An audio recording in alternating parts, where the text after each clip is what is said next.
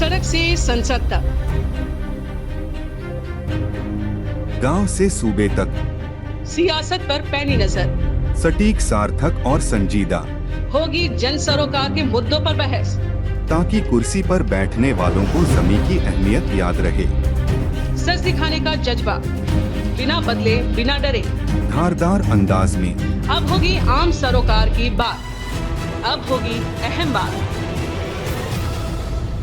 Media house की खास पेशकश। छत्तीसगढ़ में चुनावी सरगर्मी तेज हो चली है। सूत्रों की माने तो आगामी 2 से 3 दिनों में सूबे में आदर्श आचार संहिता लागू हो जाएगी। नमस्कार, नर्मदा घोसले के साथ आप देख रहे हैं मीडिया हाउस का खास कार्यक्रम अहम बात।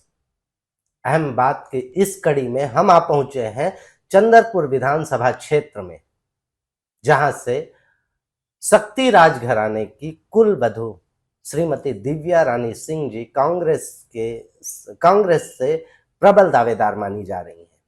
आइए उनसे खास मुलाकात में जानते हैं उनके बारे में, उनके राजनैतिक कैरियर के बारे में, पृष्ठभूमि के बारे में और राज परिवार के बारे में। रानी साहिबा, हमारे इस चैनल में आपका बहुत बहुत स्वागत है। धन्यवाद सर, और सब दर्शकों को भी धन्यवाद। और ये मेरा सम्मान है कि आप इस इंटरव्यू में मुझे इन्वॉल्व कर रहे हैं। थैंक यू जी।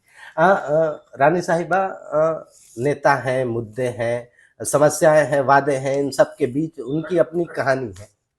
रानी साहिबा, आप चंद्रपुर विधानसभा से दावेदारी प्रस्तुत की हैं। वहाँ आपके अपोजिट में हमने देखा कि जुदेव परिवार की कुल बहू जी हैं, संयोगिता सिंह जी, वो दावेदारी कर रही हैं। आपका एजेंडा क्या होगा? आप किन मुद्दों को लेकर चुनावी मैदान में उतरेंगी? मैं तो सबसे पहले कि जो ग्राउंड रूट प्रॉब्लम्स हैं लोगों की, जो जैसे कि मकान, आपके मकान, फूड ग्रेन्स, मतलब कि आपके जो मिलते हैं, और आपके महिलाओं के इश्यूज, एम्पावरमेंट ऑफ वुमेन, और most important is Beti Padhao and Beti Bachao आंदोलन। इन सब मुद्दाओं को लेकर के वहां मैं विकास की ओर अग्रसर होंगी, लेकिन इसके लिए मुझे चंद्रपुर की जनता का भी उतना ही सब सहयोग चाहिए जितना कि मैं योगदान करूंगी, क्योंकि मुझे लगता है कि जब तक जनता का सपोर्ट नहीं होगा, कोई भी व्हाट यू से कोई भी विधायक या कोई भी मिनिस्टर उस एरिया का डेवलपमेंट नहीं कर सकता। रानी साहब, हम लगातार छत्तीसगढ़ के अलग अलग विधानसभा क्षेत्रों का दौरा कर रहे हैं। जहां तक नेताओं की बात करें तो वो मूलभूत और बुनियादी सुविधाओं के बारे में, सड़क, बिजली, पानी के बारे में बात करते हैं। आपने एक अच्छी बात कही, बतौर महिला कैंडिडेट आपने महिला सशक्तिकरण की ओर और महिला वो बेटी बचाओ बेटी पढ़ाओ इस क्षेत्र में काम करने के लिए आपके पास इसके लिए कोई प्लानिंग है? जी हाँ, मैं ये चाहती हूँ कि जितनी भी वहां पे गरीब घर की बेटियां हैं, उनको कम से कम मिनिमम शिक्षा मिले। मिनिमम इज 8, उनके लिए व्हाट यू से uniform, everything should be free. Uniform, जो सुविधाएं उनको नहीं मिल पा रही हैं, जो कि गांव में नहीं पहुंच पा रही हैं, वो पहुंचानी है हमें, कि उनके लिए यूनिफॉर्म की सुविधा हो, बस्ता हो, और even food packages should be provided to them, and even for women it should be done. उसमें आपने कहीं कमी देखी मध्याह्न भोजन में? वो तो लगातार चल रहा है, और जब तक 15 सालों तक बीजेपी के शासन थी तब भी वो सुचारू ढंग से चल रहा था। जी नहीं, आपको लगता है कहीं कोई कमी है, क्योंकि सूबे में कांग्रेस की सरकार है? नहीं, अभी तो कमी मुझे नहीं लग रही है, लेकिन हाँ, जहाँ पे नहीं पहुंच पा रहा है, कुछ ऐसे क्षेत्र भी होंगे जहाँ के नहीं पहुंच पा रहा है, जहाँ की बेटियां या उनके इतने रूढ़िवादी विचार होंगे कि वो बेटी को स्कूल ही नहीं जाने देंगे। तो फिर उन लोगों को अवेयरनेस करना कि आपकी बेटी को कम से कम इतना तो बनाइए कि वो अपने पैर में जब मजबूरी हो तो खड़ी हो जाए। कांग्रेस ने अभी अपना पत्ता खोला नहीं है, कांग्रेस प्रत्याशियों की सूची जारी नहीं की है। आप अपने टिकट को लेकर कितने आश्वस्त हैं और अपनी जीत को लेकर जनता पे क्या भरोसा करती हैं कि आपको चुन के लाएंगी?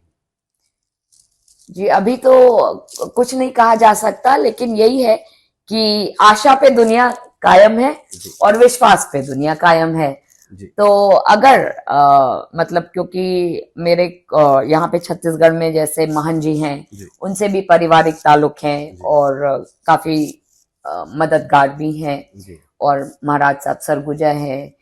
और ऐसे तो मैं सोचती हूँ कि अगर जी मुझे टिकट मिलता है, जी कांग्रेस सरकार देती है मुझे टिकट, जी तो मैं उस पर खरी उतरूंगी, इस पे तो कोई दो राय नहीं है। जी। आला कमान पे आपको संदेह है, लेकिन आपने एक शब्द का उपयोग किया, लेकिन अगर, तो आपको कांग्रेस हाईकमान पे कोई संदेह है आप अपने टिकट को लेकर?